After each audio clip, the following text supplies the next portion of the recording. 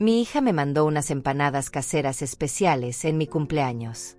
Al día siguiente, ella llamó y preguntó: «Mamá, ¿comiste las empanadas?». Yo sonreí y dije: «Ah, tu esposo y los niños las devoraron en la cena de anoche». Ella se quedó en silencio, y entonces gritó: «¿Usted hizo qué?». Su voz temblaba, su respiración se detuvo y ella colgó bruscamente. Pero antes de contarles lo que descubrí después de esa llamada, necesito que entiendan quién soy yo, quién es mi hija, y cómo llegamos a ese momento que cambiaría nuestras vidas para siempre. Mi nombre es Marta. Tengo 71 años. Soy viuda desde hace 40 años, madre de una sola hija, abuela de 2 nietos hermosos. Trabajé toda mi vida en la fábrica textil del pueblo, 32 años cosiendo uniformes escolares hasta que mis manos desarrollaron artritis y tuve que retirarme. Ahorré cada centavo. Viví con lo mínimo. Todo para dejarle algo a Carla, mi única hija, el amor de mi vida, la razón por la que seguí adelante después de que su padre muriera. Pensé que habíamos construido algo inquebrantable. Pensé que el amor entre madre e hija era sagrado. Nunca imaginé que terminaría así. Ese viernes de octubre llegó como cualquier otro día. Mi cumpleaños número 71. Yo estaba en mi casa de campo, esa propiedad pequeña pero hermosa que compré con mis ahorros de jubilación, rodeada de rosales y limoneros. Estaba regando las plantas cuando vi el auto de Carla estacionarse frente a la entrada. Ella bajó con una caja blanca en las manos. Llevaba lentes de sol oscuros aunque el día estaba nublado, y una sonrisa que ahora, recordándolo, me parece absolutamente siniestra. «Feliz cumpleaños, mamá», dijo besándome la mejilla con labios fríos. Noté que sus manos temblaban ligeramente cuando me entregó la caja. «Te hice tus empanadas favoritas. Las preparé yo misma, con mis propias manos, como tú me enseñaste cuando era niña». Abrí la caja y el aroma era delicioso. 6 empanadas perfectamente doradas, con ese brillo dorado que solo se consigue con un buen glaseado de huevo. «Huelen maravillosas, hija». Intenté abrazarla, pero ella se apartó sutilmente. «Son especiales, mamá». Había un énfasis extraño, casi grotesco en la palabra especiales. Muy, muy especiales. Me tomó todo el día hacerlas. Me miró directo a los ojos, y había algo perturbador en esa mirada. «Prométeme algo, mamá. Prométeme que las vas a comer tú sola. Todas. No las compartas con nadie, ¿está bien? Son solo para ti». Me reí, porque me pareció una petición absurda. «Ay, Carla, son 6 empanadas. Es demasiado para mí sola». Su rostro se tensó. «No, mamá. Escúchame bien. Estas empanadas son exclusivamente para ti. Para nadie más. ¿Me entiendes? Es importante». Insistió tanto que terminé diciendo: «Está bien, hija, está bien», aunque mi mente ya estaba pensando en compartirlas con alguien. Siempre he sido así, demasiado generosa para mi propio bien. Carla se quedó apenas 20 minutos. Estaba inquieta, nerviosa, miraba constantemente su teléfono celular. Rechazó el café que le ofrecí, rechazó quedarse a almorzar. «Tengo que irme, mamá. Rodrigo me espera. Los niños tienen actividades». Se fue apurada, casi corriendo hacia su auto. Antes de subirse, se volteó y me miró con una intensidad que me heló la sangre. «Recuerda, mamá, come las empanadas hoy. Todas. Y no las compartas». Luego se fue, dejando una nube de polvo en el camino. Guardé la caja en la cocina y continué con mi día. Limpié la casa, regué el jardín, hablé por teléfono con mi amiga Hermelinda. Cerca de las 7 de la noche, sonó el timbre. Era Rodrigo, mi yerno, con mis 2 nietos. «Sorpresa, suegra». Gael, mi nieto de 16 años, llevaba un pastel pequeño decorado con fresas. Samantha, de 14, traía flores del jardín de su casa. «Queríamos felicitarla personalmente, abuela», dijo ella abrazándome fuerte. «Rodrigo siempre ha sido un buen hombre. 48 años, trabajador honesto, devoto de su familia. Lleva 23 años casado con Carla y nunca, ni una sola vez, le escuché alzarle la voz o tratarla mal». Pasamos al comedor. Encendimos las velas del pastel, cantamos el cumpleaños feliz.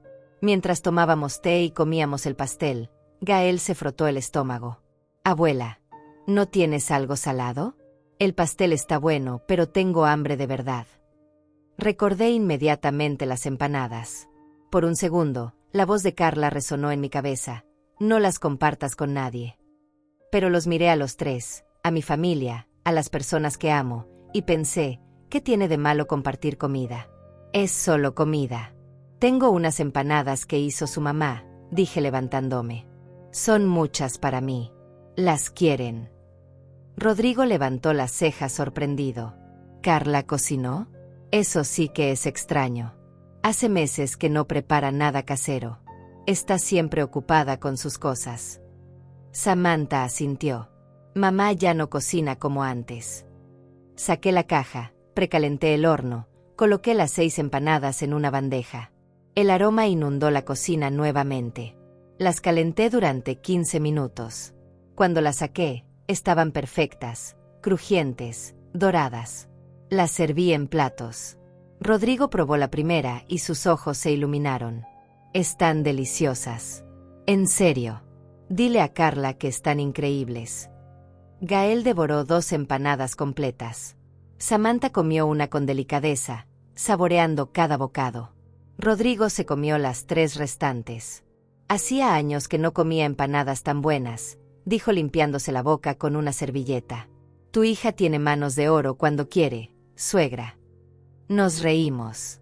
Bromeamos sobre cómo Carla debería abrir un restaurante. Pasamos una noche hermosa, llena de amor y risas. Se fueron cerca de las 10:30.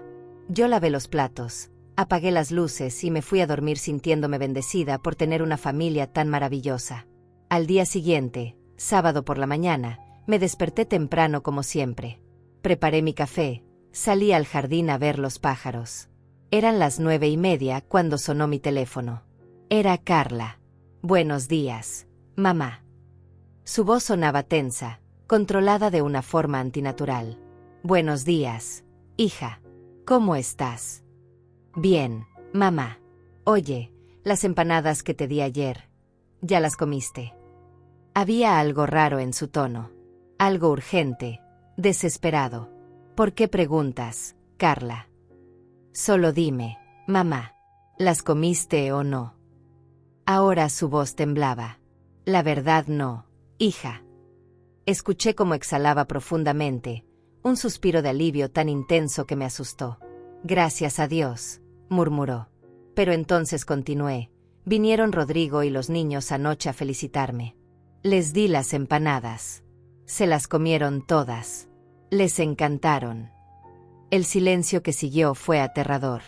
Podía escuchar su respiración entrecortada, acelerada. ¿Qué? ¿Qué dijiste? Que Rodrigo y los niños se comieron las empanadas, hija. Estaban deliciosas. Rodrigo me pidió que te dijera que cocines más seguido. No. Su voz era apenas un susurro ahogado. No, no, no puede ser. Carla, ¿qué pasa? ¿Estás bien?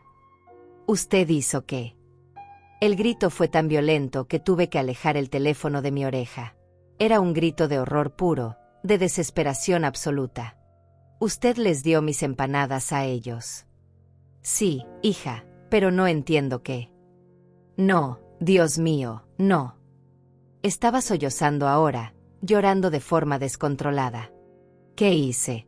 ¿Qué hice? Mis hijos. Mis hijos. Mi corazón comenzó a latir con fuerza. Carla, me estás asustando. ¿Qué tiene que ver? Las empanadas, mamá. Su voz se quebró completamente. Las empanadas estaban. Se detuvo abruptamente. Escuché cómo intentaba controlar su respiración, cómo tragaba aire con dificultad. Cuando habló nuevamente, su voz había cambiado. Era calculadora ahora, fría.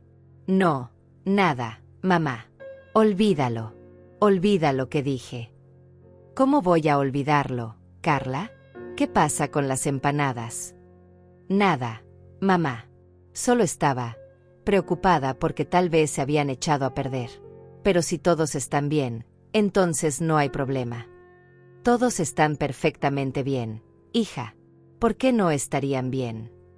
Otra pausa larga. Por nada, mamá. Tengo que colgar. Y colgó. Así, sin más. Me quedé parada en mi jardín, con el teléfono en la mano, sintiendo como un terror inexplicable se apoderaba de mí. Intenté llamarla de vuelta inmediatamente. 1 vez, 2 veces, 5 veces. Nada. Me mandaba directo al buzón de voz. Mi mente empezó a girar, tratando de encontrarle sentido a lo que acababa de pasar. ¿Por qué Carla había reaccionado así? ¿Por qué ese terror en su voz cuando le dije que Rodrigo y los niños habían comido las empanadas? ¿Qué significaba las empanadas estaban? ¿Estaban qué? Esa frase inconclusa me perseguía como un fantasma. Intenté calmarme.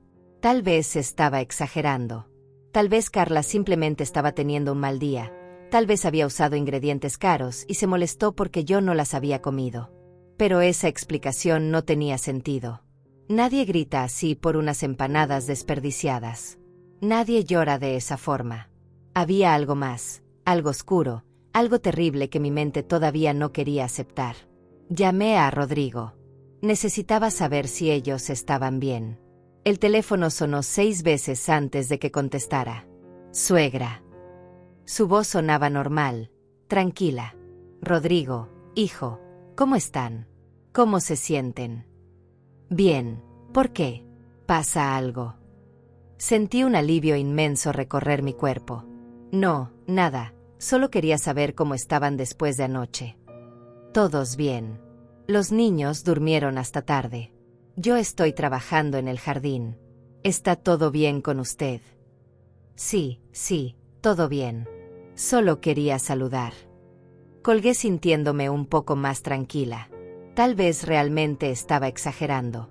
Tal vez Carla solo había tenido un ataque de pánico irracional. Decidí no pensar más en ello y continuar con mi día. Pero el domingo por la mañana, todo cambió. Eran las 6 de la mañana cuando sonó mi teléfono. Era Rodrigo, y su voz estaba llena de pánico. Suegra, necesito que venga al hospital. Ahora. Mi sangre se congeló. ¿Qué pasó? Los niños, suegra. Samantha se despertó vomitando hace 1 hora. No puede parar. Gael también. Tienen fiebre alta, están temblando. Yo también me siento terrible. Nos vinimos a urgencias. Por favor, venga. Colgué y corrí a vestirme con manos temblorosas. Conduje los 20 minutos hasta el hospital municipal, rompiendo todos los límites de velocidad. Mi mente era un caos. ¿Qué les había pasado? ¿Una intoxicación alimentaria? Pero habían pasado más de 30 horas desde que comieron las empanadas. Las intoxicaciones alimentarias normales aparecen en 6 a 12 horas. Llegué al hospital y corrí hacia urgencias. Encontré a Rodrigo sentado en la sala de espera, pálido como un cadáver, con una cubeta entre las piernas. ¿Dónde están los niños? Adentro. Les están haciendo análisis de sangre. Suegra, algo está muy mal. Samantha tiene convulsiones. Los doctores dicen que sus órganos están fallando. Me senté bruscamente en una silla, sintiendo como las piernas dejaban de sostenerme. ¿Qué? No entienden qué es. Dicen que parece una intoxicación severa, pero no saben con qué. Me preguntaron qué habíamos comido en los últimos 2 días. Mi mente fue directamente a las empanadas. Las empanadas, susurré. Rodrigo me miró. ¿Qué? Las empanadas que comieron en mi casa. Las que hizo Carla. ¿Usted cree que fue eso? No lo sé, pero necesitan saberlo. Rodrigo se levantó tambaleándose y entró a la sala de emergencias. Yo me quedé ahí, paralizada, mientras una sospecha horrible comenzaba a tomar forma en mi mente. 20 minutos después, salió un doctor. Era joven, tal vez 35 años, con expresión grave. ¿Usted es la abuela de Samantha y Gael? Sí, doctor. ¿Cómo están? Están muy graves. Tienen todos los síntomas de envenenamiento por metales pesados. Posiblemente arsénico combinado con algún sedante.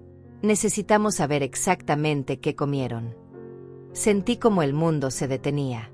Arsénico. Veneno. Doctor, Comieron unas empanadas que preparó su madre hace 2 días. ¿Usted también las comió?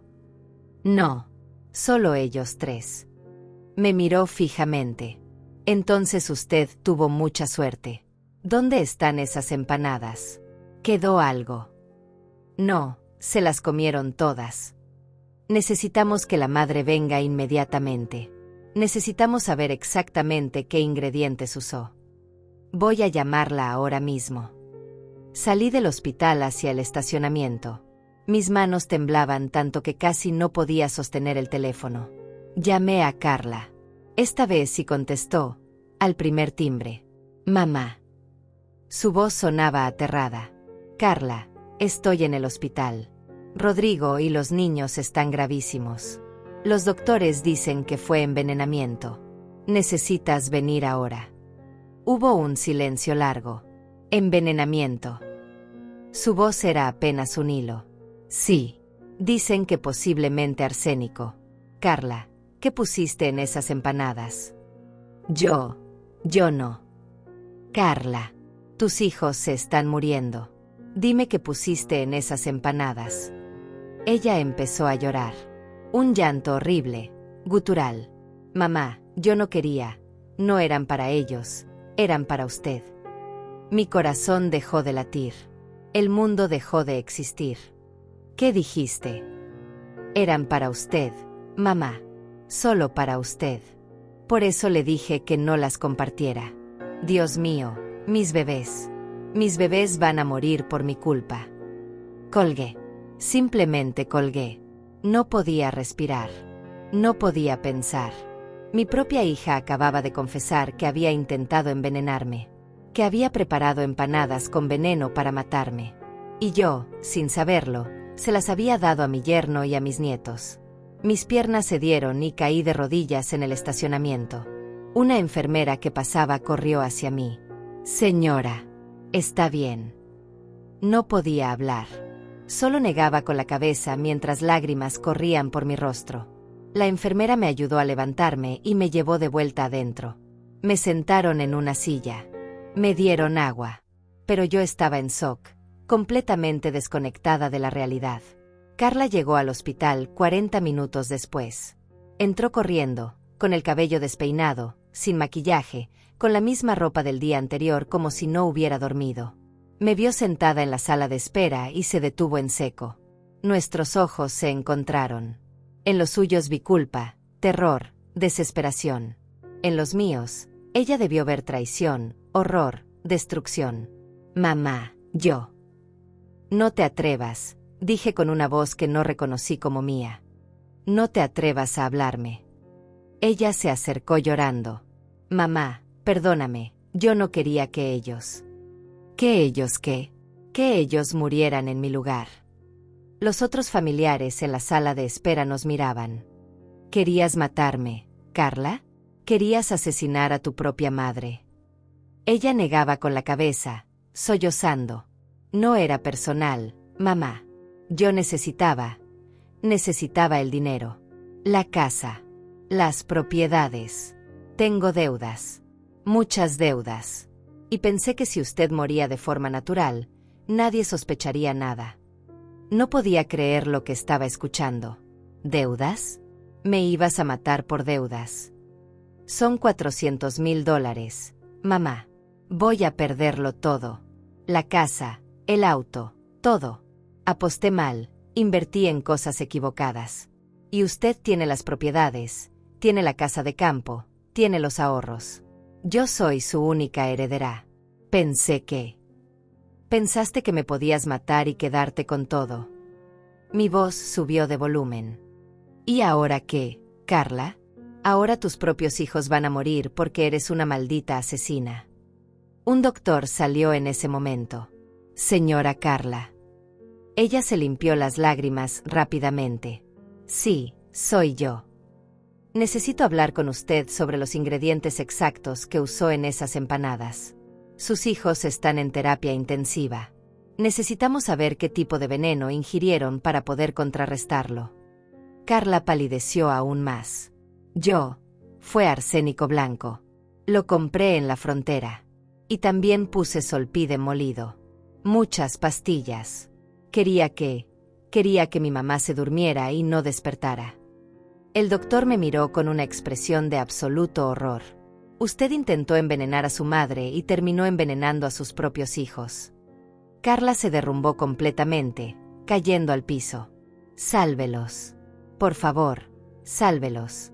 Haré lo que sea, pero sálvelos. El doctor llamó a seguridad. Llamen a la policía. Ahora. 2 guardias llegaron y sujetaron a Carla del piso. Ella gritaba, lloraba, suplicaba. Yo solo la miraba, sintiendo como todo el amor que había sentido por ella durante 45 años se convertía en cenizas. Los policías llegaron en 15 minutos. Se la llevaron esposada mientras ella gritaba, «Mamá, perdóname.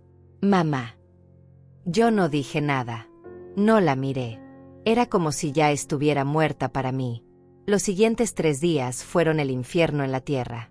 Samantha estuvo en coma inducido durante 48 horas mientras los doctores luchaban por salvar sus riñones. Gael tuvo 2 paros cardíacos. Rodrigo sobrevivió porque siendo adulto y habiendo comido 3 empanadas su cuerpo resistió mejor, pero quedó con daño hepático permanente. Yo me quedé en el hospital todo ese tiempo sin dormir, sin comer, rezando a un Dios en el que ya no estaba segura de creer. ¿Qué clase de Dios permite que una madre intente asesinar a su propia madre? ¿Qué clase de mundo era este donde yo había criado a un monstruo sin darme cuenta? Hermelinda, mi mejor amiga desde hace 30 años, llegó al hospital el lunes por la noche. Me encontró sentada en la cafetería, mirando una taza de café frío que no había tocado. Marta, mi amor, tienes que comer algo.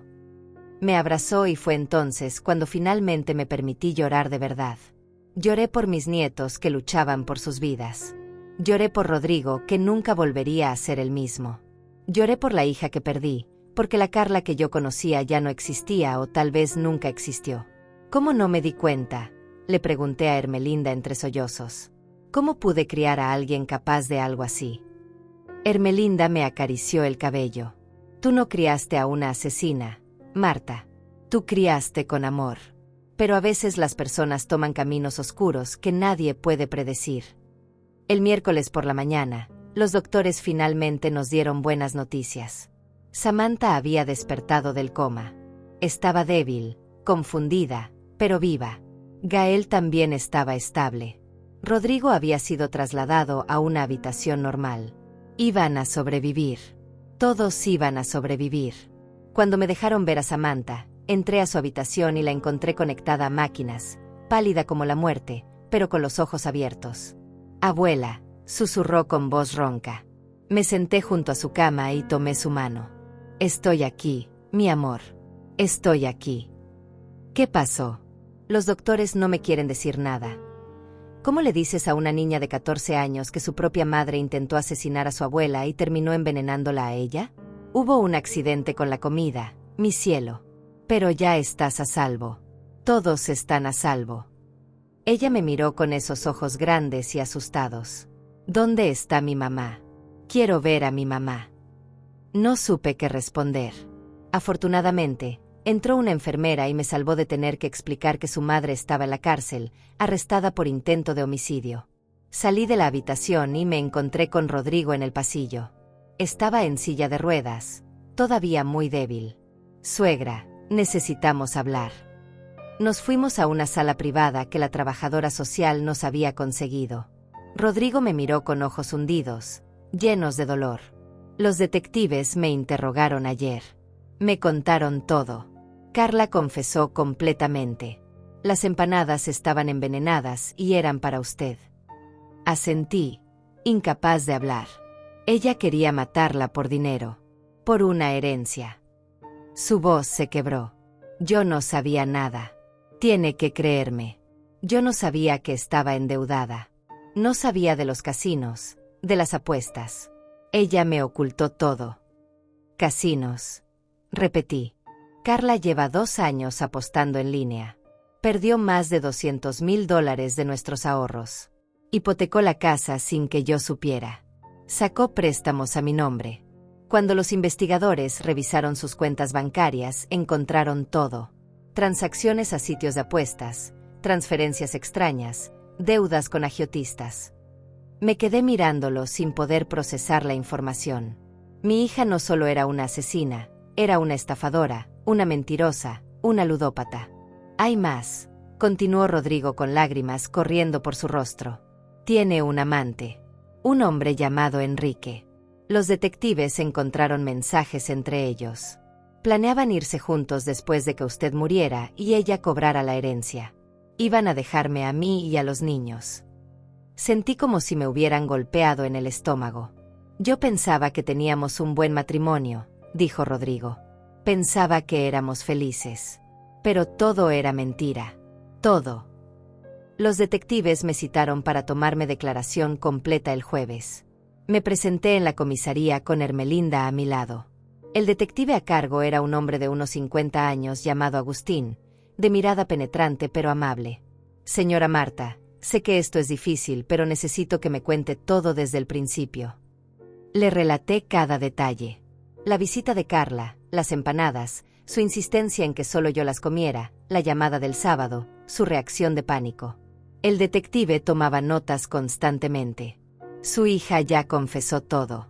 Compró el arsénico en un mercado negro en la frontera hace 3 semanas. Molió 40 pastillas de Solpidem que había estado acumulando con recetas falsas. Preparó las empanadas específicamente con la dosis calculada para matar a una persona de su edad y peso en aproximadamente 3 a 5 días. 3 a 5 días, repetí aturdida. Sí, quería que pareciera muerte natural. Un ataque cardíaco o un fallo de órganos repentino. A su edad, nadie sospecharía. No habría autopsia obligatoria. La frialdad con la que lo había planeado me horrorizó. Encontramos su computadora portátil, continuó el detective. Tiene un historial de búsquedas escalofriante. Cómo envenenar a alguien sin dejar rastro. Venenos indetectables en autopsias. Cómo acelerar herencias.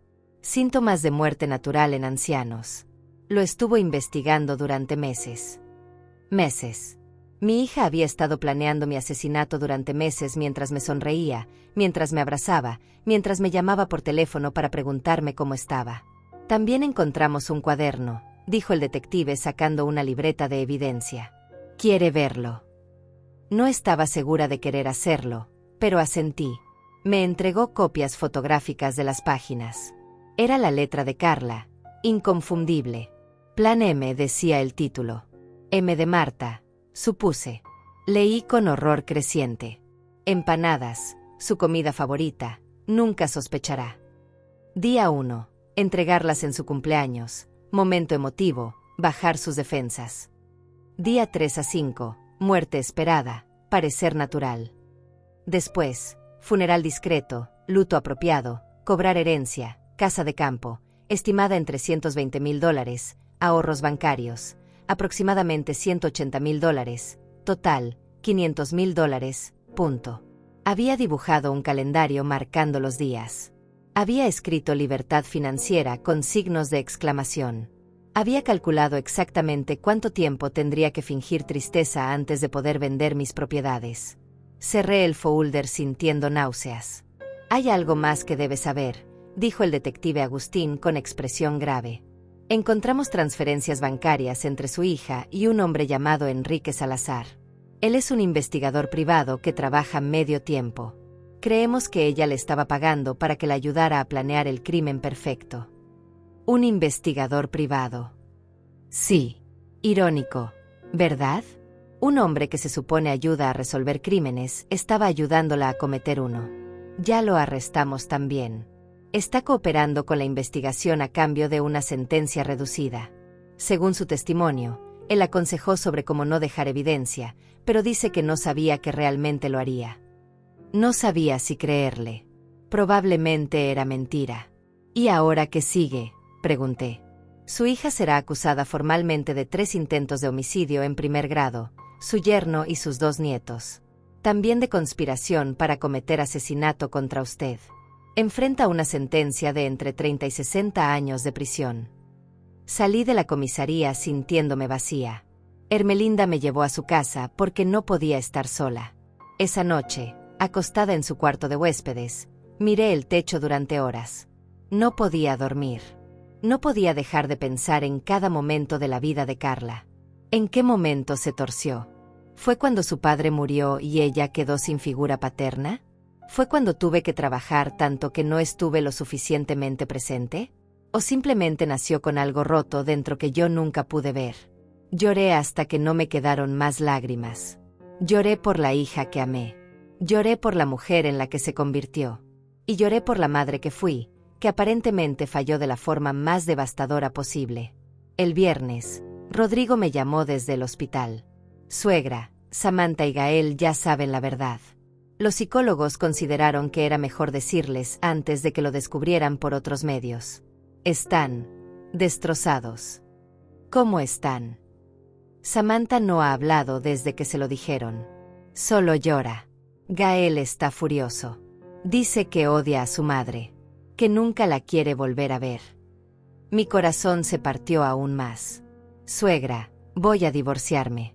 Ya contacté a un abogado. No puedo seguir casado con alguien que intentó matar a mi familia. Los niños tampoco quieren saber nada de ella. Lo entiendo perfectamente, Rodrigo. Y hay algo más. Mis padres quieren llevarnos a vivir con ellos a Monterrey mientras me recupero y los niños van a terapia. Necesitamos alejarnos de todo esto. Claro que sí, hijo. Hagan lo que necesiten. Colgamos y me quedé sentada en el silencio de la casa de Ermelinda. En una semana, había perdido a mi hija, casi pierdo a mis nietos y a mi yerno, y descubrí que toda mi vida había sido una mentira. La mujer que yo creí conocer nunca existió realmente. Y lo peor de todo es que fue mi propia generosidad, mi propio deseo de compartir, lo que salvó mi vida y casi destruyó la de ellos. Si hubiera sido egoísta por una vez, si hubiera comido esas empanadas yo sola como Carla me lo ordenó, ahora estaría muerta. Pero Rodrigo, Gael y Samantha estarían sanos. Era una paradoja cruel que me atormentaría por el resto de mi vida. Pasaron 2 semanas antes de que pudiera regresar a mi casa de campo. Ermelinda insistió en acompañarme.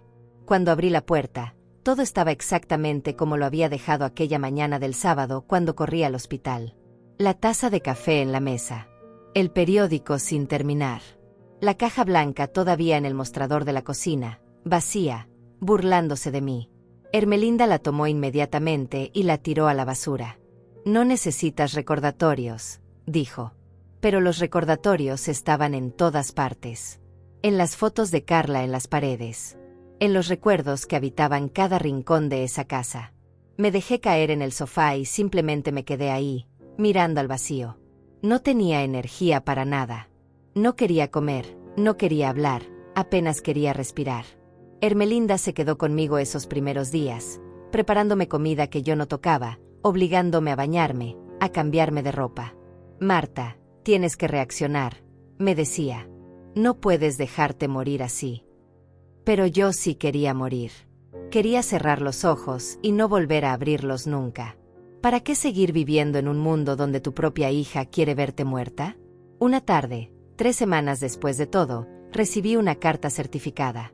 Era de la abogada de Carla. Mi hija solicitaba verme en la cárcel. Quería hablar conmigo.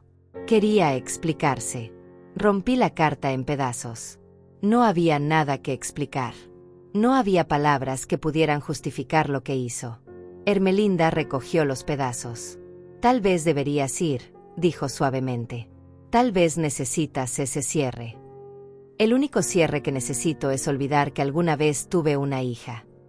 Pero por las noches, cuando estaba sola en mi cama, la voz de Carla resonaba en mi cabeza. Su llanto. Su desesperación cuando supo que había envenenado a sus propios hijos. ¿Sentía remordimiento genuino o solo lamentaba haber sido descubierta? Rodrigo me llamó desde Monterrey. Los niños estaban en terapia intensiva psicológica. Samantha había desarrollado ataques de pánico. Gael tenía pesadillas todas las noches. El terapeuta dice que van a necesitar años para procesar esto, me dijo Rodrigo con voz cansada. ¿Y tú cómo estás?, le pregunté. Destruido, suegra. Tengo que tomar 12 pastillas al día por el daño al hígado. Me canso con cualquier cosa. Perdí mi trabajo porque no puedo rendir físicamente. Y emocionalmente. No sé cómo voy a recuperarme de saber que la mujer con la que dormí durante 23 años planeaba matarla a usted y después abandonarnos. Se quebró en el teléfono y yo no tenía palabras para consolarlo porque yo también estaba destrozada. Un mes después del incidente, el detective Agustín vino a visitarme. Traía más información sobre la investigación. Señora Marta, encontramos algo más en las cuentas de su hija. Se sentó frente a mí en mi sala. Carla no solo tenía deudas de juego, también había estado robándole dinero a usted durante años. Sentí que el piso se abría bajo mis pies. ¿Cómo? ¿Recuerda cuando le dio poder notarial para que manejara algunas de sus finanzas hace 5 años? Asentí. Había sido cuando me operaron de la cadera y estuve en recuperación por meses. Carla se ofreció a ayudarme con los pagos de servicios y cosas administrativas. Bueno, ella usó ese poder para hacer retiros de su cuenta de ahorros. Pequeñas cantidades al principio, $500 aquí, 1000 allá. Pero en los últimos 2 años las cantidades aumentaron. En total, le robó $220,000. El mundo dejó de girar. $220,000. Casi todos mis ahorros de toda una vida de trabajo. Tenemos todos los registros bancarios. Es fraude además de todo lo demás. El detective me entregó una carpeta con los estados de cuenta. Ahí estaban, marcados con resaltador amarillo. Retiros tras retiros. Todos autorizados con mi poder notarial, pero hechos sin mi conocimiento ni consentimiento. Puede presentar cargos adicionales por fraude y robo si lo desea, dijo el detective. Eso agregaría más años a su sentencia. Lo miré a los ojos. ¿Cuántos años puede darle todo esto junto?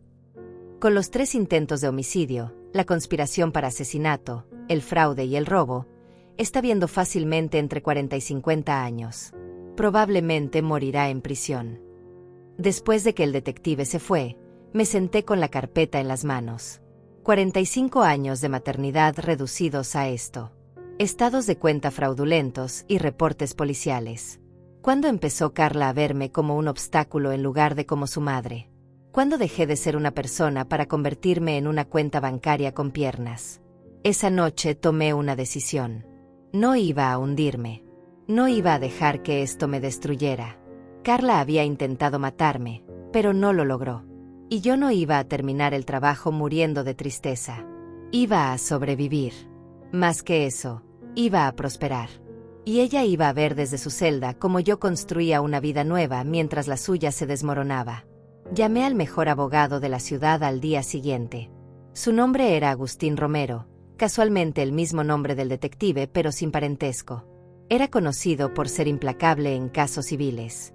Señora Marta, puedo ayudarla a recuperar todo lo que su hija le robó y más, me dijo en nuestra primera reunión. Podemos demandarla civilmente por daños y perjuicios. Podemos asegurarnos de que nunca vea un centavo de herencia. Podemos destruirla financieramente además de legalmente. Quiero todo eso, le dije con una firmeza que no sabía que todavía tenía. Quiero que pague por cada segundo de sufrimiento que causó. El abogado Agustín empezó a trabajar inmediatamente. Presentó demandas civiles por el dinero robado, por daño emocional, por los gastos médicos de Rodrigo y los niños. Congeló todas las cuentas bancarias de Carla. Puso un embargo preventivo sobre cualquier propiedad a su nombre. También recomiendo que contrate a un investigador privado, me dijo. Necesitamos saber todo sobre su vida secreta. Cada mentira, cada engaño. Todo servirá en el juicio. Contraté a un investigador. En 2 semanas me trajo un informe de 50 páginas. Carla había estado viviendo una doble vida durante al menos 3 años. Viajes que le dijo a Rodrigo que eran de trabajo, pero en realidad eran escapadas con su amante Enrique. Hoteles lujosos pagados con mi dinero robado. Joyas caras, ropa de diseñador, todo comprado con fondos que debían ser para su familia. Había fotos. El investigador las había conseguido de redes sociales que Carla pensó que había borrado. Ahí estaba ella, mi hija, en playas paradisíacas con un hombre que no era su esposo. Riendo, besándose, viviendo una vida de lujos mientras Rodrigo trabajaba 12 horas diarias y sus hijos comían comida escolar porque supuestamente no había dinero. La rabia que sentí al ver esas fotos fue como lava hirviendo en mis venas. ¿Cómo pude haber sido tan ciega? Las señales estaban ahí. Sus visitas cada vez más esporádicas. Sus llamadas apresuradas. Su desinterés cuando le contaba de mi vida. Yo lo atribuía a que estaba ocupada, a que tenía su propia familia que atender. Nunca imaginé que me estaba robando y planeando mi muerte. Una noche, sola en mi casa, hice algo que no había hecho en semanas. Me miré al espejo. Realmente me miré. Vi a una mujer de 71 años, demacrada, con el cabello gris despeinado, con ojeras profundas y arrugas que parecían haberse multiplicado de la noche a la mañana. Vi a una víctima. Y decidí que esa mujer tenía que morir también. No literalmente, pero sí metafóricamente. La Marta que había sido madre devota, que había sacrificado todo por una hija desagradecida, esa Marta ya no existía. Era hora de que naciera una nueva. Al día siguiente fui al salón de belleza más exclusivo de la ciudad. Quiero un cambio completo, le dije a la estilista. Quiero verme como una mujer que vale $500,000, porque eso es exactamente lo que valgo. Me cortaron el cabello en un estilo moderno, elegante. Me hicieron tratamientos faciales. Me maquillaron profesionalmente y me enseñaron a hacerlo yo misma. Cuando salí de ahí 3 horas después, parecía otra persona. Parecía poderosa. Luego fui a las tiendas departamentales más caras. Me compré ropa que nunca en mi vida me había atrevido a usar. Vestidos color esmeralda, trajes sastre en tonos crema y gris perla, zapatos de tacón que me hacían caminar diferente, con más confianza. Gasté $5,000 en un solo día y no me sentí culpable ni por un segundo. Era mi dinero. El dinero que gané con mi trabajo, no el que Carla me robó. Ermelinda casi no me reconoció cuando llegué a su casa esa tarde. Dios mío, Marta, te ves increíble. Me miré en su espejo de cuerpo completo. Por primera vez en 2 meses, me gustó lo que vi. Esta soy yo ahora, dije. Una mujer que no va a ser víctima nunca más. Ermelinda sonrió con lágrimas en los ojos. Esa es mi amiga. Esa es la Marta que conozco. Pero el cambio no era solo externo. Algo había cambiado dentro de mí también. La tristeza se había transformado en algo más fuerte, más oscuro, en determinación, en sed de justicia, en necesidad de venganza. El abogado Agustín me llamó con noticias. Señora Marta, Carla quiere negociar. Su abogada defensora me contactó. Dice que si usted retira los cargos civiles y no testifica en su contra en el juicio penal, ella se declarará culpable y aceptará 30 años sin posibilidad de libertad condicional. Me reí. Fue una risa fría, amarga. Dígale a su abogada que puede irse al infierno. No voy a retirar nada. Quiero verla enfrentar cada consecuencia de lo que hizo. Eso es lo que esperaba escuchar, respondió el abogado con satisfacción. Entonces nos preparamos para destruirla completamente en corte. Completamente, repetí. Y lo decía en serio. Contraté también a un contador forense. Quería saber exactamente a dónde había ido cada centavo de mi dinero robado. El contador trabajó durante 3 semanas y me presentó un informe devastador. Carla había gastado $85,000 en casinos en línea durante 2 años. 43,000 en hoteles y viajes con su amante. 32,000 en joyas y ropa de lujo. 28,000 en un auto deportivo que registró a nombre de Enrique para que Rodrigo no lo descubriera. El resto se había ido en pagos de deudas a prestamistas ilegales con intereses usureros. No había quedado absolutamente nada. Todo mi trabajo de 30 años había sido dilapidado en vicios y lujos egoístas mientras ella me sonreía y me decía que me amaba. Rodrigo me llamó llorando una noche. Suegra, Carla me escribió una carta desde la cárcel. Quiere que la perdone. Dice que está arrepentida. Dice que tiene pensamientos suicidas. Hice una pausa antes de responder. ¿Tú qué sientes, Rodrigo? Siento que la mujer con la que me casé no existe. Siento que me mintió durante 23 años. Siento que casi mata a mis hijos. ¿Cómo voy a perdonar eso? No tienes que perdonarla, le dije firmemente. El perdón no es obligatorio, especialmente cuando no ha sido ganado. Ella puede estar arrepentida de haber sido atrapada, pero eso no es lo mismo que arrepentirse genuinamente de sus acciones. Los niños la odian, continuó Rodrigo. Samantha quemó todas sus fotos. Gael dice que preferiría no tener madre a tener una como ella. Mi corazón se rompió por ellos, pero también sentí una extraña satisfacción. Carla estaba perdiendo todo, tal como yo lo perdí. El juicio estaba programado para 6 meses después del incidente. Durante esos meses, me transformé completamente. Empecé a ir al gimnasio 3 veces por semana. Comencé a tomar clases de pintura, algo que siempre quise hacer pero nunca tuve tiempo. Me uní a un club de lectura. Hice amistades nuevas que no sabían nada de mi historia y me trataban simplemente como Marta, una mujer interesante con opiniones propias. Lentamente, muy lentamente, empecé a redescubrir quién era yo más allá de ser la madre de Carla. Y descubrí que me gustaba esa persona.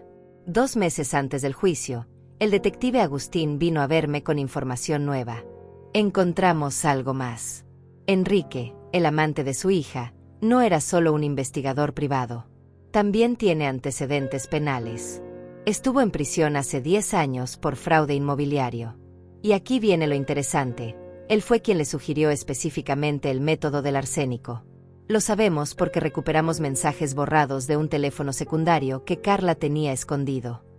Me mostró transcripciones de los mensajes. Eran escalofriantes. Enrique escribía: "El arsénico es perfecto. Síntomas parecen naturales en ancianos. Nadie sospechará nada". Carla respondía: "¿Estás seguro? Tengo miedo". Él: "Confía en mí, mi amor. En 1 mes estaremos juntos, con todo ese dinero, viviendo la vida que merecemos". Este hombre es una serpiente, dijo el detective. Manipuló a su hija, le metió ideas en la cabeza, probablemente vio la oportunidad de quedarse con el dinero a través de ella. ¿Eso la hace menos culpable?, pregunté. No, admitió el detective. Ella tomó la decisión final. Ella cocinó las empanadas. Ella me las entregó. Pero él fue el arquitecto del plan. Quiero que él también pague, dije. Oh, pagará. Le van a dar 20 años como cómplice. Pero su hija recibirá mucho más porque fue la ejecutora directa. 20 años para él, 40 o más para ella. Era algo, pero no se sentía como suficiente. Un día, 3 meses después de todo, estaba en el supermercado cuando vi a una vieja vecina de Carla. La mujer me reconoció y se acercó con expresión incómoda. Marta, escuché lo que pasó. Lo siento mucho. Gracias, respondí cortante, queriendo terminar la conversación. Pero ella continuó. Siempre pensé que Carla era tan buena hija. Siempre hablaba maravillas de usted. ¿Cómo pudo hacer algo así? Me volteé hacia ella y la miré directo a los ojos. La gente no siempre es lo que parece. A veces, las sonrisas más dulces esconden los corazones más oscuros. Aprendí esa lección de la forma más dolorosa posible. La mujer asintió avergonzada y se alejó. Me quedé ahí parada entre los pasillos del supermercado, respirando profundo. Esa noche recibí otra carta de Carla. Esta vez no la rompí. La abrí y la leí completa. Decía: mamá, sé que no merezco tu perdón. Sé que lo que hice es imperdonable. Pero necesito que sepas que todos los días me despierto deseando poder regresar el tiempo. Cuando supe que había envenenado a mis bebés en lugar de a ti, quise morir. Todavía quiero morir. Samantha y Gael no responden mis cartas. Rodrigo inició el divorcio. Lo perdí todo, mamá. Y lo peor es que me lo merecía. Pero tú no merecías esto. Nunca lo mereciste. Fuiste la mejor madre que alguien podría pedir y yo te pagué con traición. Si pudiera cambiar algo, cambiaría todo. Te amo, mamá. Siempre te amé. Carla. Leí la carta 3 veces. Busqué algún rastro de manipulación, de mentira, de justificación. Pero solo encontré dolor y arrepentimiento. ¿Era genuino? ¿O era otra actuación? Ya no sabía distinguir. La Carla que conocí durante 45 años era incapaz de hacerme daño. Pero la Carla real sí era capaz. Entonces, ¿cuál de las dos me escribió esta carta? Doblé la carta cuidadosamente y la guardé en un cajón. No la iba a responder. No todavía. Tal vez nunca. Pero tampoco la iba a destruir. Era evidencia de su estado mental, y mi abogado me había dicho que todo servía. La fecha del juicio llegó finalmente. Era un lunes frío de abril. Me desperté a las 5 de la mañana, me bañé, me arreglé con el cuidado de alguien que va a la guerra. Elegí un traje sastre color gris perla, elegante pero sobrio. Zapatos de tacón negro. Maquillaje impecable pero natural. Quería que el jurado me viera como lo que era, una mujer de 71 años, digna, fuerte, pero profundamente herida. Hermelinda llegó a recogerme a las 7. ¿Estás lista?, me preguntó. Más que lista, respondí. Y era cierto. Había esperado 6 meses por este momento. 6 meses de preparación, de transformación, de convertir mi dolor en poder. El tribunal estaba lleno. Periodistas, curiosos, familiares de ambos lados. Vi a los padres de Rodrigo sentados en la primera fila. Me saludaron con gestos de apoyo. Rodrigo estaba ahí también, todavía delgado por el daño hepático, pero vestido formalmente y con expresión determinada. Gael estaba a su lado, ya de 17 años, alto y serio. Samantha había preferido no venir. Su terapeuta consideró que sería demasiado traumático para ella. Busqué con la mirada, pero no la encontré todavía. Luego anunciaron su entrada y ahí estaba ella. Mi hija. O lo que quedaba de ella. Carla había envejecido 20 años en 6 meses. Tenía el cabello completamente gris, sin teñir. Estaba demacrada, con la piel pálida de quien no ve el sol. Llevaba el uniforme naranja de la prisión y esposas en las manos. Cuando nuestros ojos se encontraron, ella empezó a llorar inmediatamente. Yo mantuve mi rostro neutro, impasible. No le iba a dar la satisfacción de verme llorar. El juicio comenzó con la selección del jurado, que había tomado días previos, y luego con las declaraciones iniciales. El fiscal era un hombre llamado Roberto Mendoza, un abogado de 50 años con reputación de ser implacable. Señoras y señores del jurado, comenzó, van a escuchar la historia de una traición tan profunda, tan calculada, tan fría, que desafiará su comprensión de lo que un ser humano es capaz de hacerle a otro. Y no es cualquier ser humano. Es una hija intentando asesinar a su propia madre por codicia. Por dinero. Por una herencia que ni siquiera necesitaba urgentemente, sino que quería para mantener un estilo de vida de lujos y vicios. Su voz resonaba en la sala. Les presentaremos evidencia de que Carla Gutiérrez planeó meticulosamente el asesinato de su madre, Marta Sánchez, durante meses. Compró veneno ilegalmente. Investigó métodos indetectables. Calculó dosis letales. Preparó empanadas envenenadas específicamente para matarla. Y cuando su plan salió terriblemente mal y en lugar de envenenar a su madre envenenó a su propio esposo y a sus 2 hijos menores, ella no mostró arrepentimiento hasta que fue atrapada.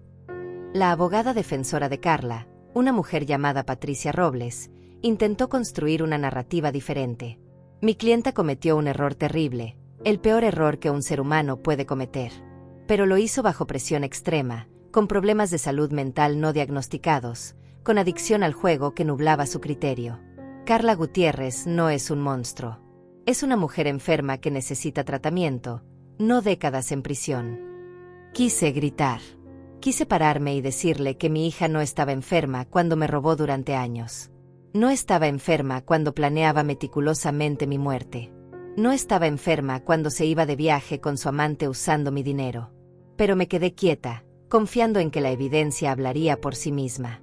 El primer testigo fue el detective Agustín. Presentó toda la evidencia encontrada. La computadora con el historial de búsquedas. El cuaderno con el plan M detallado. Los registros bancarios mostrando el dinero robado. Las conversaciones con Enrique sobre el método del veneno. Los recibos de compra del arsénico en el mercado negro. Las fotos de Carla y Enrique juntos. Todo. El jurado escuchaba con expresiones cada vez más horrorizadas. Algunos tomaban notas frenéticamente. Una mujer del jurado se llevó la mano a la boca cuando vieron las fotos del cuaderno donde Carla había dibujado corazones alrededor de las palabras libertad financiera y había calculado exactamente cuánto obtendría de mi muerte. Luego testificó Rodrigo. Se veía destruido mientras caminaba hacia el estrado. Juramentó decir la verdad y se sentó. El fiscal lo guió a través de su testimonio. Señor Rodrigo, ¿cuánto tiempo estuvo casado con la acusada? 23 años. ¿Usted sabía que su esposa tenía problemas de adicción al juego?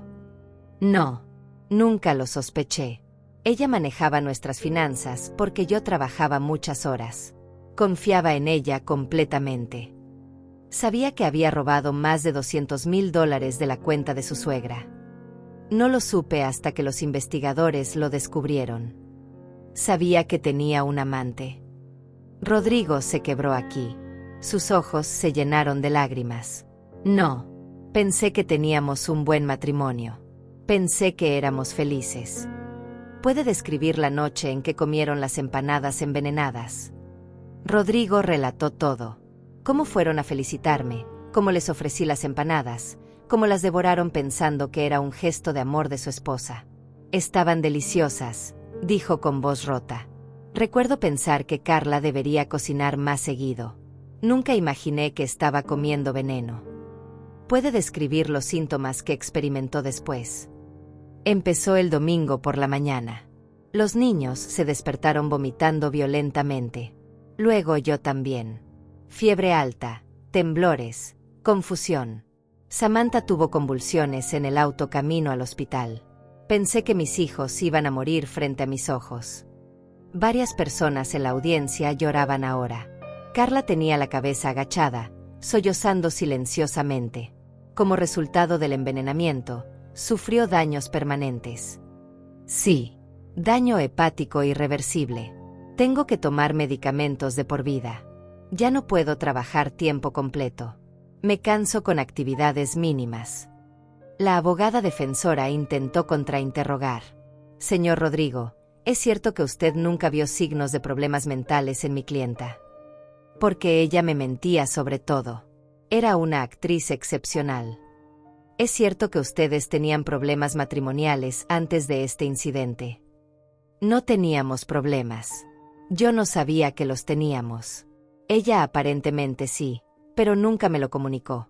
En lugar de hablar conmigo, decidió envenenar a su madre y fugarse con su amante. La abogada se rindió rápidamente. Rodrigo era un testigo devastador para la defensa. Luego llamaron a Gael. Mi nieto caminó al estrado con la mandíbula apretada. Tenía 17 años, pero en ese momento parecía un hombre adulto, lleno de rabia contenida. Gael, ¿puedes contarnos sobre tu relación con tu madre antes de este incidente? Era buena. O eso pensaba yo. Ella era cariñosa, atenta. Iba a mis juegos de fútbol. Me ayudaba con la tarea. Me decía que me amaba todos los días. Y después de descubrir lo que hizo, su voz se endureció. Después descubrí que todo era mentira. Mientras me decía que me amaba, estaba planeando matar a mi abuela. Mientras iba a mis juegos, tenía un amante. Mientras me ayudaba con la tarea, nos estaba robando el futuro. ¿Has hablado con ella desde el arresto? Me ha escrito cartas. Muchas cartas. Las quemo sin leerlas. ¿Por qué? Porque no tengo madre. Mi madre murió el día que intentó envenenar a mi abuela y terminó envenenándome a mí, a mi hermana y a mi papá. La mujer que está ahí sentada es una extraña. Una criminal. Carla sollozaba audiblemente ahora. Su abogada le pasaba pañuelos. El juez tuvo que llamar al orden porque los murmullos en la sala se habían vuelto muy fuertes. Gael continuó. Estuve en terapia intensiva. Mi hermana todavía tiene pesadillas. Mi papá ya no puede trabajar normalmente. Y todo porque ella quería dinero. No para salvar nuestras vidas, no por alguna emergencia noble. Para irse de vacaciones con su novio. Para apostar. Para comprar joyas. Su voz se quebró finalmente. ¿Cómo voy a perdonar eso? ¿Cómo? El fiscal dejó que el silencio se extendiera. Era uno de los testimonios más poderosos que había escuchado en mi vida. Mi nieto, apenas saliendo de la adolescencia, destruyendo a su propia madre con la verdad. Luego fue mi turno. Cuando me llamaron al estrado, caminé con la cabeza en alto. Juramenté decir la verdad. Me senté y miré al fiscal, evitando cuidadosamente mirar hacia donde estaba Carla. El fiscal me guió con gentileza a través de mi testimonio. Les conté sobre criar a Carla sola, sobre sacrificar todo por ella, sobre darle el poder notarial cuando estuve enferma. Les conté sobre el día de mi cumpleaños, sobre las empanadas, sobre la insistencia extraña de Carla de que solo yo las comiera. Les conté sobre la llamada del día siguiente, sobre su reacción de horror. Y les conté sobre el momento en que comprendí que mi propia hija había intentado asesinarme. Señora Marta, preguntó el fiscal con voz suave, ¿cómo se sintió cuando descubrió que su hija había planeado asesinarla? Respiré profundo. Sentí como si me arrancaran el alma del cuerpo. No existe dolor comparable a saber que la persona que llevaste en tu vientre, que criaste con amor incondicional, que amaste más que a tu propia vida, te quería ver muerta. Es una traición que va más allá de las palabras. Es la destrucción de todo lo que creí sagrado en este mundo. Mi voz se quebró, pero continué. Lo peor no es que intentara matarme. Lo peor es que lo planeó durante meses. Que me sonreía mientras calculaba mi muerte. Que me abrazaba mientras robaba mi dinero. Cada beso fue una mentira. Cada "te amo" fue teatro. Y yo, como una tonta, nunca sospeché nada. ¿Cómo afectó esto su vida? Destruyó todo. Destruyó mi capacidad de confiar. Destruyó mis recuerdos. Ahora cuando pienso en los cumpleaños de Carla, en sus graduaciones, en su boda, en los nacimientos de mis nietos, todos esos recuerdos hermosos están contaminados. Me pregunto si alguna vez fue real. Si alguna vez me amó genuinamente o si siempre estuve simplemente en su camino. Las lágrimas corrían por mi rostro ahora, pero mi voz permanecía firme. También casi pierdo a mis nietos. A mi yerno. Personas inocentes que casi murieron porque yo fui generosa. Porque compartí comida. Esa culpa me perseguirá hasta el día de mi muerte. El fiscal asintió comprensivo. ¿Tiene algo más que decirle al jurado? Me volteé hacia ellos directamente. Quiero que entiendan que esto no fue un error impulsivo. No fue un momento de locura. Fue calculado, frío, meticuloso. Ella tuvo cientos de oportunidades de detenerse. Cada día que investigaba venenos. Cada día que robaba mi dinero. El día que compró el arsénico. El día que molió las pastillas. El día que preparó las empanadas. El día que me las entregó. En cada uno de esos momentos pudo haber dicho, no, esto está mal. Pero no lo hizo. Eligió el mal una y otra vez. La abogada defensora se acercó para el contrainterrogatorio. Señora Marta, ¿es cierto que usted era una madre ausente durante gran parte de la niñez de Carla? La miré fijamente. Trabajaba 2 empleos para que mi hija tuviera comida y techo. Si eso es ser ausente, entonces sí, lo fui. ¿Es cierto que usted presionaba a Carla para que fuera perfecta, para que tuviera éxito? Le enseñé a trabajar duro y a ser honesta. Aparentemente solo aprendió la primera parte. ¿Alguna vez consideró que su hija podría estar sufriendo problemas de salud mental que usted ignoró? Si estaba sufriendo, tuvo 25 años de vida adulta para buscar ayuda. En cambio, eligió robarme y tratar de matarme. Eso no es enfermedad mental, eso es maldad.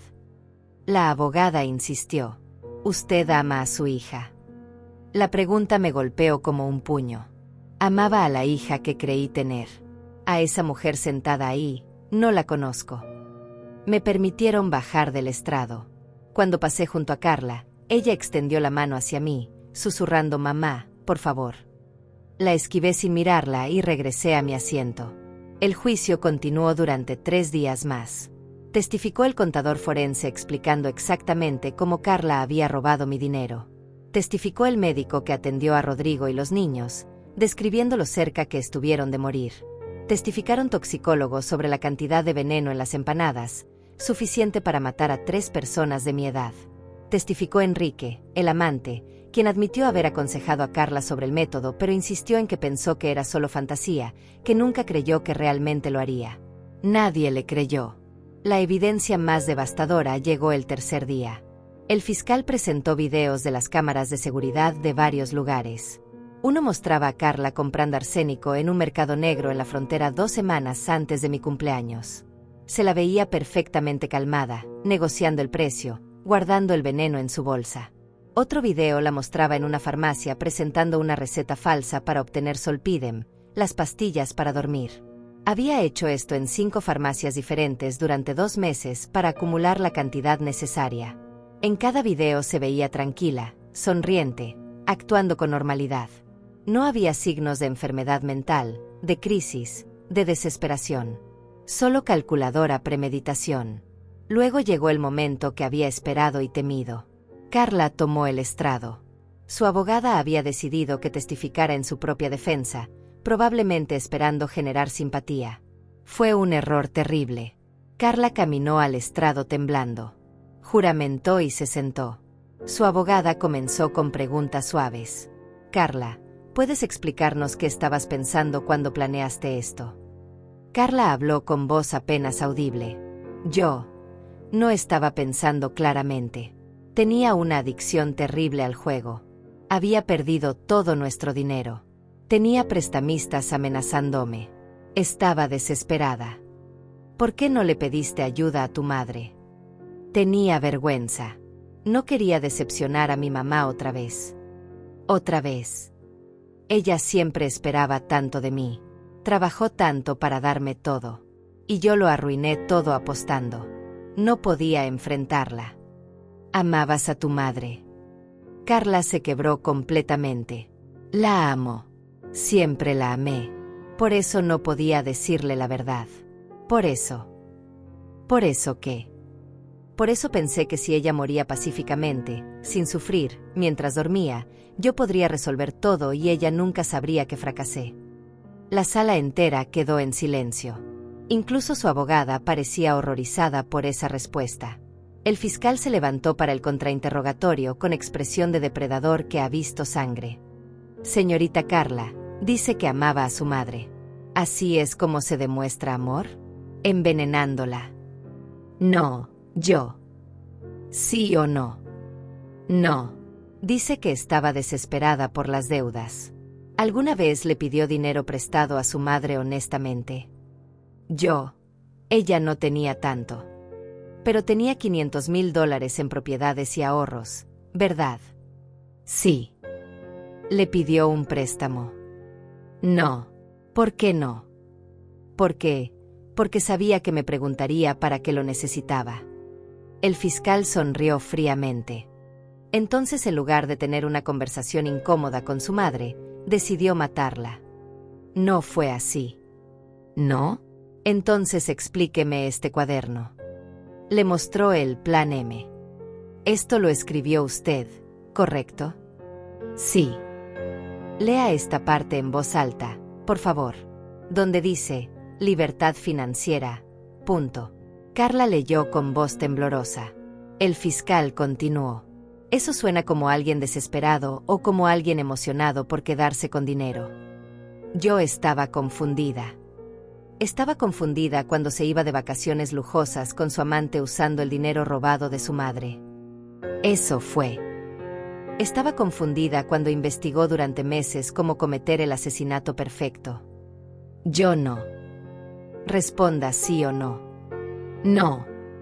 Entonces sabía exactamente lo que estaba haciendo. Sí, admitió finalmente con voz rota. Sabía lo que estaba haciendo. El fiscal cambió de táctica. Cuando descubrió que había envenenado a sus propios hijos, ¿qué sintió? Carla sollozó. Horror. Dolor. Quería morirme. Pero cuando planeaba envenenar a su madre, no sentía horror. Ella no respondió. Señorita Carla, responda la pregunta. No sentía horror porque me había convencido a mí misma de que era la única solución. ¿La única solución para qué? Para sus problemas de dinero causados por su propia irresponsabilidad. Sí. Para poder seguir con su amante. No era solo por eso. Pero era parte de eso. Sí. Entonces su madre tenía que morir para que usted pudiera tener la vida que quería. Yo no lo veo así. ¿Cómo lo ve entonces? Lo veo como el peor error de mi vida. Como algo que me perseguirá hasta el día que muera. Su madre dice que usted destruyó todos sus recuerdos felices de su niñez. Que ahora se pregunta si alguna vez la amó realmente. ¿Qué le respondería? Carla finalmente me miró directamente por primera vez en el juicio. Sus ojos estaban rojos, hinchados, desesperados. Mamá, te amé. Siempre te amé. Eras lo mejor de mi vida. Y yo lo arruiné todo. Arruiné todo por codicia, por estupidez, por cobardía. Nunca merecí tu amor. Nunca merecí ser tu hija. Y entiendo si me odias hasta el día que mueras, porque yo me odio más de lo que tú podrías odiarme jamás. Era un discurso hermoso, casi convincente, pero llegaba demasiado tarde. 6 meses demasiado tarde. El fiscal dejó que sus palabras flotaran en el aire. Sin más preguntas. Carla bajó del estrado destruida. Su abogada parecía saber que el caso estaba perdido. Los alegatos finales fueron poderosos de ambos lados, pero la evidencia era abrumadora. El jurado se retiró a deliberar. Tardaron solo 4 horas en regresar con un veredicto. 4 horas para decidir el destino de mi hija. Cuando volvieron a entrar a la sala, ninguno miraba hacia donde estaba Carla. Ese es siempre mal signo para la defensa. El juez preguntó, ¿ha llegado el jurado a un veredicto? Sí, su señoría. ¿Cómo encuentran a la acusada Carla Gutiérrez en el cargo de intento de asesinato en primer grado contra Rodrigo Méndez? Culpable. En el cargo de intento de asesinato en primer grado contra Gael Méndez. Culpable. En el cargo de intento de asesinato en primer grado contra Samantha Méndez. Culpable. Carla se derrumbó en su silla, llorando. Yo permanecí inmóvil, sintiendo una extraña mezcla de triunfo y vacío. La sentencia llegó 2 semanas después. El juez era un hombre mayor, de unos 65 años, con expresión severa y voz grave. Carla fue traída de nuevo a la sala, aún con el uniforme naranja, todavía esposada. Se veía peor que en el juicio. Había perdido más peso, tenía ojeras profundas, el cabello completamente descuidado. Parecía un fantasma de la mujer que alguna vez fue. El juez comenzó: Señorita Carla Gutiérrez, ha sido encontrada culpable de 3 cargos de intento de asesinato en primer grado, un cargo de conspiración para cometer asesinato, múltiples cargos de fraude y robo. Los crímenes que cometió son de una naturaleza particularmente atroz porque fueron perpetrados contra su propia familia, contra la mujer que le dio la vida y la crió sola con sacrificio inmenso, contra su propio esposo, contra sus propios hijos. Hizo una pausa dejando que las palabras resonaran. He revisado todos los informes psicológicos. Los expertos no encontraron evidencia de enfermedad mental grave que pudiera mitigar su culpabilidad. Tenía pleno conocimiento de sus acciones. Las planeó meticulosamente durante meses. Tuvo innumerables oportunidades de detenerse y eligió no hacerlo. La codicia fue su motivación principal, no la desesperación. Las vacaciones lujosas con su amante, las apuestas irresponsables, los gastos frívolos, todo pagado con dinero robado, demuestran que esto no fue sobre supervivencia sino sobre avaricia y egoísmo. El juez la miró directamente. ¿Tiene algo que decir antes de que pronuncie la sentencia? Carla se levantó temblando. Su abogada le había preparado un discurso, pero ella lo ignoró. Su señoría, no tengo excusas. Merezco todo lo que me pase. Solo quiero decir que lamento profundamente el dolor que causé. Lamento haber traicionado a las personas que más amaba. Y lamento existir. Se sentó abruptamente. El juez asintió. La sentencia de esta corte es la siguiente: por los 3 cargos de intento de asesinato en primer grado, 30 años por cada uno, a cumplirse consecutivamente. Eso suma 90 años. Por los cargos de fraude y robo, 10 años adicionales. Total, 100 años de prisión sin posibilidad de libertad condicional durante los primeros 40 años. La sala estalló en murmullos. Carla se desmayó literalmente en su silla. Su abogada tuvo que sostenerla. 100 años. Moriría en prisión sin duda alguna. Tenía 45 años. Ni siquiera llegaría a los 85 antes de ser elegible para libertad condicional. Sentí algo extraño en mi pecho. No era alegría exactamente. Era algo más complejo. Justicia mezclada con tristeza. Satisfacción mezclada con pérdida. Mi hija pasaría el resto de su vida en prisión y yo pasaría el resto de la mía sin ella. Ambas habíamos perdido, solo que de formas diferentes. Cuando salí del tribunal, los periodistas me rodearon. Cámaras, micrófonos, preguntas gritadas desde todas direcciones. Señora Marta, ¿está satisfecha con la sentencia? Me detuve y miré directamente a las cámaras. Estoy satisfecha de que se haya hecho justicia. Mi hija cometió crímenes atroces y ahora pagará por ellos. Pero no hay satisfacción real aquí. No hay ganadores. Solo hay una familia destruida y vidas arruinadas. ¿La perdonaría algún día? La pregunta me golpeó. El perdón no es algo que se puede forzar. Tal vez algún día, cuando haya sanado lo suficiente, pueda considerar el perdón. Pero ese día no es hoy. Los siguientes meses fueron extraños. La historia se volvió viral en redes sociales. Mujer intenta envenenar a su madre, pero envenena a su propia familia, era el titular en todos lados. Psicólogos en programas de televisión analizaban el caso. Es un ejemplo clásico de narcisismo maligno, decía uno. Ella veía a su madre no como una persona, sino como un obstáculo para conseguir lo que quería. Crearon documentales. Podcasts de crímenes reales dedicaron episodios enteros al caso. Estudiantes de derecho lo usaban como ejemplo en sus clases. Y yo me convertí en una figura pública sin haberlo buscado. Recibía cientos de mensajes en redes sociales. Algunos de apoyo. Es usted una mujer increíblemente fuerte. Su valentía es inspiradora. Otros eran crueles. Algo debe haber hecho mal al criarla. Las madres siempre tienen parte de culpa. Esos comentarios dolían más de lo que quería admitir. 3 meses después de la sentencia, algo inesperado sucedió.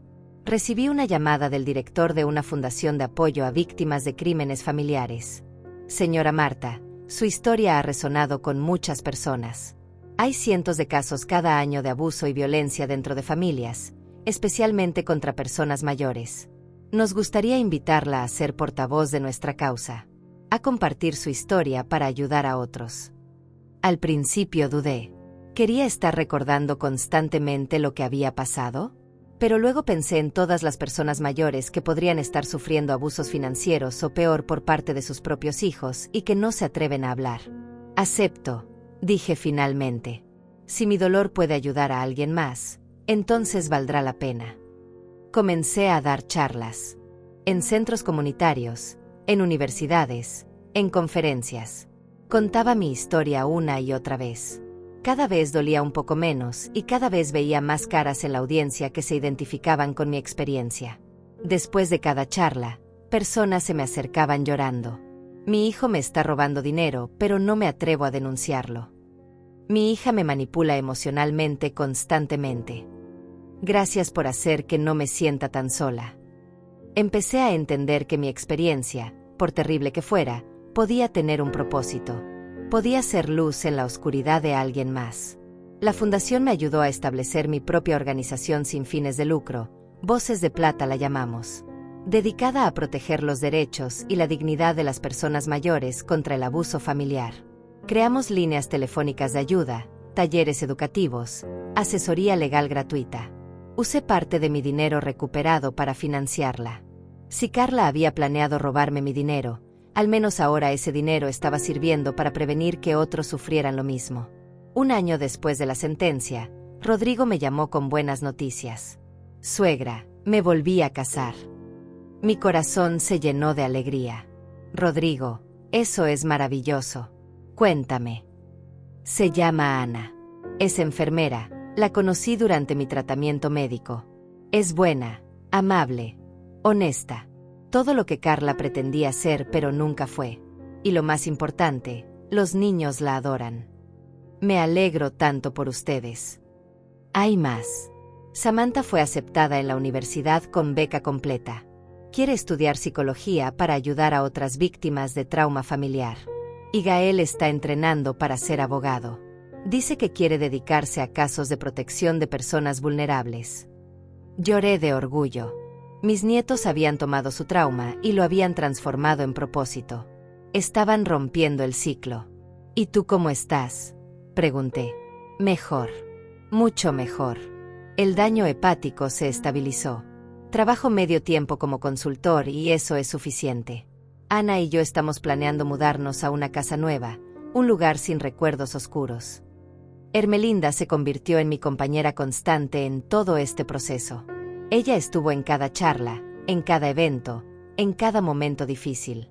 Una tarde, sentadas en mi jardín tomando té, me dijo: Marta, mírate. Lo que has logrado en un año. De víctima a sobreviviente a líder. Es extraordinario.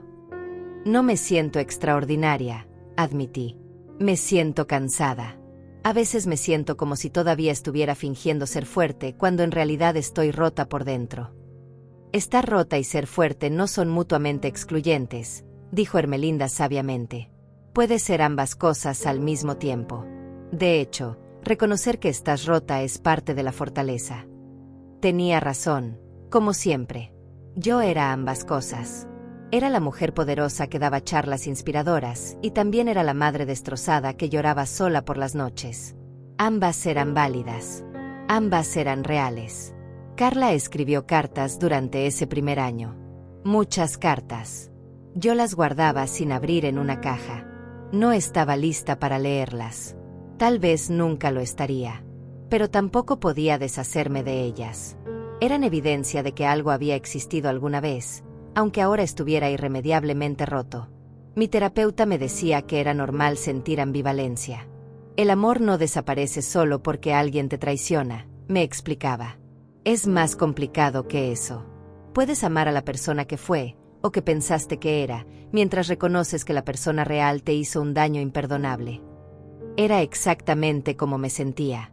Amaba a la Carla de mis recuerdos, pero odiaba a la Carla real. Y vivir con esa contradicción era agotador. En el aniversario del día que recibí las empanadas envenenadas, organicé un evento especial. Invité a todas las personas que habían sido parte de mi viaje de sanación. Rodrigo vino con Ana y los niños. Ermelinda estuvo ahí, por supuesto. Los voluntarios de Voces de Plata. El detective Agustín. Mi abogado. Incluso algunos de los médicos que salvaron a mis nietos. Quiero agradecerles a todos, dije frente al grupo reunido en mi jardín, el mismo jardín donde un año atrás había recibido aquella caja blanca mortal. Hace un año estaba en el punto más bajo de mi vida. Había perdido todo lo que creí que importaba. Pero ustedes me mostraron que todavía había razones para seguir. Que todavía había bondad en el mundo. Que todavía había propósito. Levanté mi copa de vino. Por la resiliencia. Por la justicia. Por el mañana. Pasaron 5 años desde aquel día terrible de mi cumpleaños. 5 años que transformaron completamente mi vida de formas que nunca imaginé posibles. Voces de Plata se convirtió en una organización reconocida nacionalmente. Ayudamos a más de 2.000 personas mayores a escapar de situaciones de abuso familiar. Logramos cambios en leyes estatales para proteger mejor a los ancianos contra fraude y explotación financiera. Recibí premios y reconocimientos que nunca busqué, pero que acepté con humildad porque sabía que cada premio traía más atención a nuestra causa. Me convertí en alguien que nunca pensé ser, una activista, una líder, una voz para los que no podían hablar. Rodrigo y Ana tuvieron un bebé, una niña hermosa que nombraron Elena. Cuando me la presentaron por primera vez, lloré de alegría pura. Vida nueva, esperanza nueva, un futuro sin las sombras del pasado. Samantha se graduó de la universidad con honores y comenzó su maestría en psicología clínica especializada en trauma familiar. Gael estaba en su 2.º año de derecho, en la cima de su clase. Ambos habían transformado su dolor en propósito, exactamente como yo lo hice. Estaba inmensamente orgullosa de ellos. Un día, Samantha vino a visitarme. Tenía 21 años ahora, una mujer joven fuerte y segura de sí misma. Nos sentamos en mi jardín y ella dijo: Abuela, he estado yendo a terapia durante 5 años. He trabajado mucho en procesar lo que pasó. Y creo que estoy lista para algo. ¿Para qué, mi amor? Para visitar a mi madre en prisión. Mi corazón se detuvo. ¿Estás segura? No completamente. Pero mi terapeuta dice que es parte de mi sanación. Necesito verla, no para perdonarla necesariamente, sino para cerrar ese capítulo completamente. Para poder seguir adelante sin ese peso. ¿Quieres que te acompañe?, pregunté, aunque la idea me aterraba. No, abuela. Esto es algo que necesito hacer sola. Pero después de hacerlo, quisiera hablar contigo sobre ello. La abracé fuerte. Eres tan valiente. Mucho más valiente de lo que yo he sido. Tú eres la más valiente de todas nosotras, abuela. Tú tomaste lo peor que te pudo pasar y lo convertiste en algo hermoso. Eso es verdadero coraje. Samantha fue a ver a Carla una semana después. Cuando regresó, vino directamente a mi casa. Tenía los ojos rojos de llorar, pero también parecía más ligera de alguna forma. ¿Cómo estuvo?, le pregunté. Fue difícil. Ella se ve terrible, abuela. Envejeció 20 años. Está gris, delgada, rota. Lloró todo el tiempo que estuve ahí. ¿Qué te dijo? Que lo lamenta, que me ama, que entiende si nunca la perdono, que solo quería verme una vez más antes de morir porque sabe que probablemente morirá en prisión. Samantha respiró profundo. Y yo le dije que lo que hizo fue imperdonable, que destruyó nuestra familia, que casi nos mata.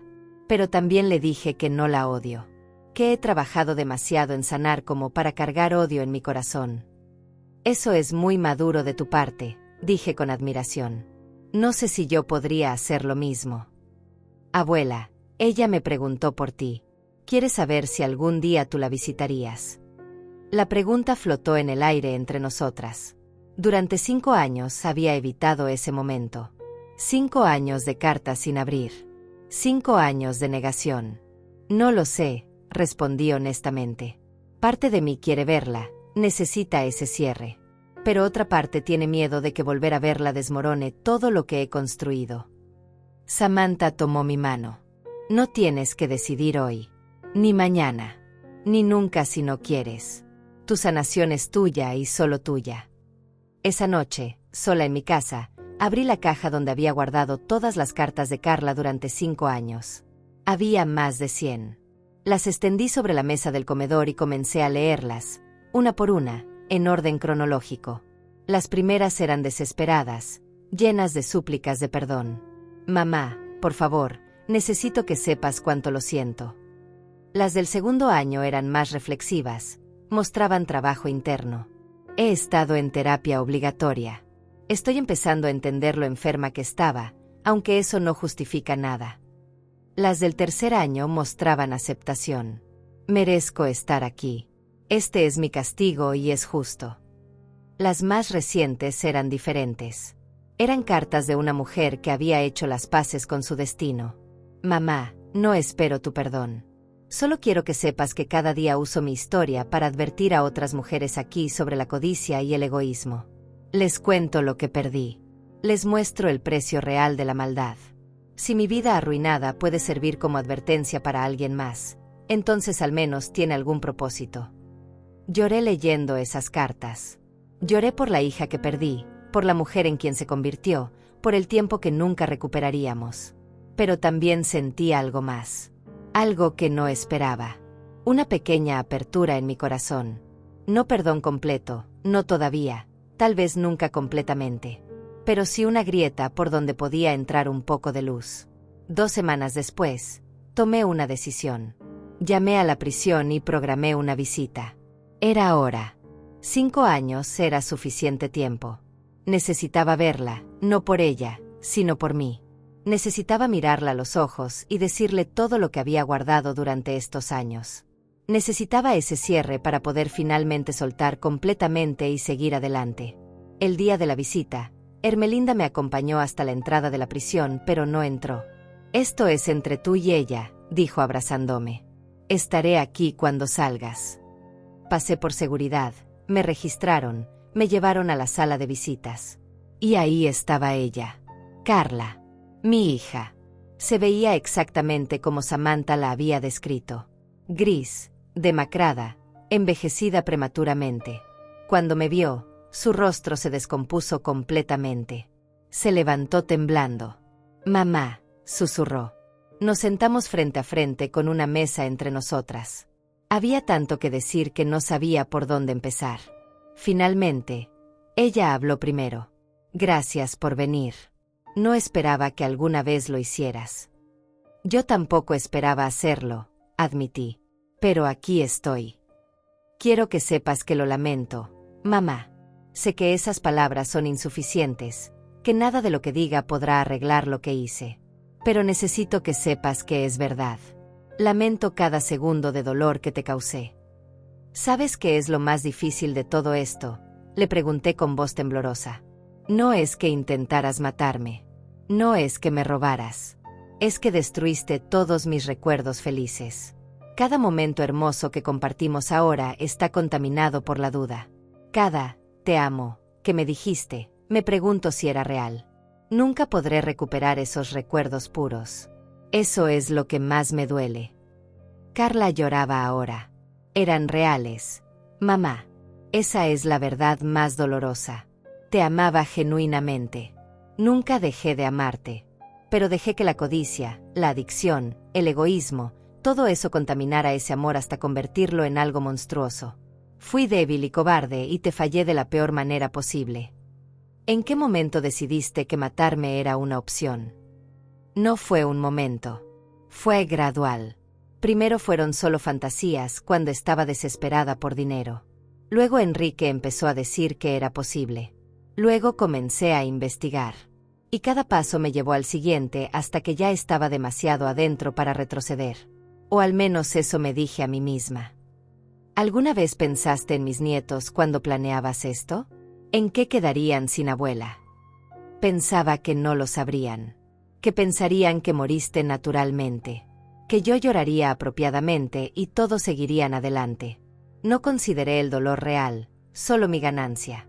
Eso me convierte en un monstruo. Sí, dije simplemente. Lo hace. Nos quedamos en silencio por un momento. Luego continué. He construido una vida hermosa estos 5 años. Una organización que ayuda a personas como yo. Amistades profundas. Propósito. He encontrado alegría otra vez. Y quiero que sepas que lo hice sin ti. Que no te necesitaba para ser feliz. Que sobreviví a tu traición y prosperé.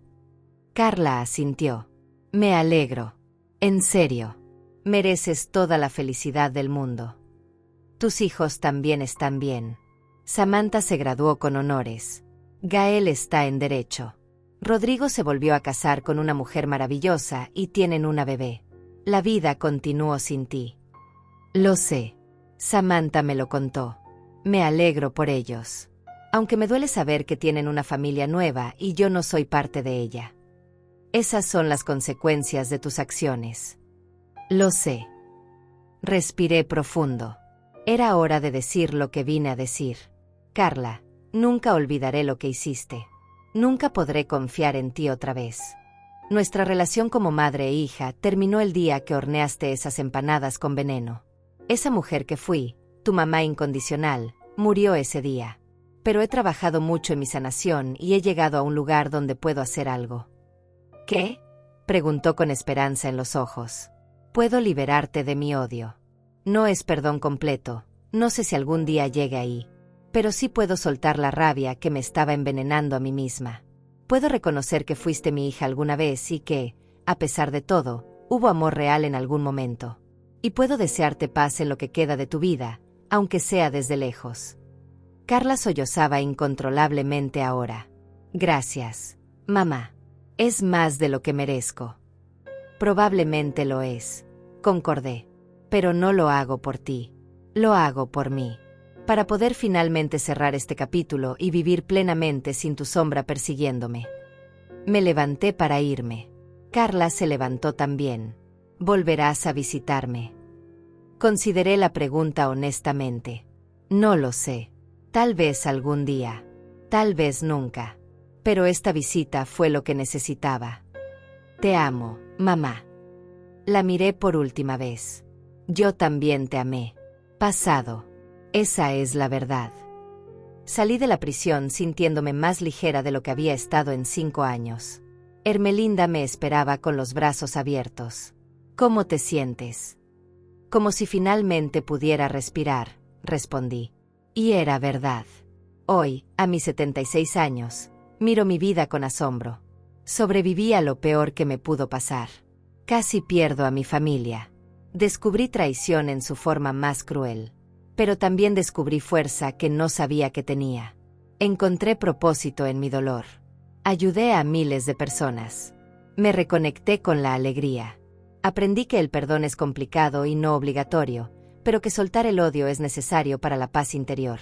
Las empanadas envenenadas no me mataron, pero la mujer que fui antes de recibirlas sí murió. Y en su lugar nació alguien más fuerte, más sabia, más completa. Carla pasará el resto de su vida en prisión. Yo pasaré el resto de la mía libre, no solo físicamente sino emocionalmente. Esa es mi venganza final y mi mayor victoria. Construí una vida hermosa sobre las cenizas de la traición. Y cada día que vivo feliz, próspera y en paz, es prueba de que el mal no ganó. Yo gané. La justicia ganó. El amor propio ganó. Y eso, al final, es todo lo que importa.